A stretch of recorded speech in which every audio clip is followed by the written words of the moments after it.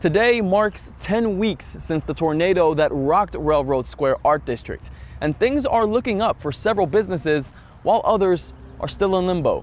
I'm your neighborhood reporter Alberto Camargo at Railroad Square. I've been following tornado recovery in this area for weeks. I'm finding out where things stand now. 3 weeks after the May 10th tornado, I told you about Building 630. It was up and running just days after the storm, but then had to close for roof and wall replacement for at least 2 weeks. I spoke with Bob O'Leary from Photo Studio then, and I checked in with him again Friday. I realized that the scope of this was far, far greater than 2 weeks, but it turned into 2 months. Bob says working outside his photography studio has dropped his business by 80%.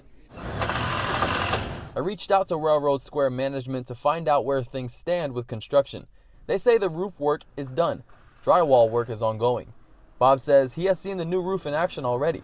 Man, in the rain, I went out looking window to window to window, and every studio was dry as a bone. So the construction work is first rate. No leaks, and that's real important. So it's been a positive experience in that regard. I just would like to see it come to an end.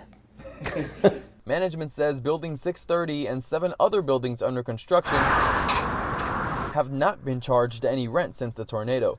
They hope to have Building 630 and 6 others reopen sometime in August.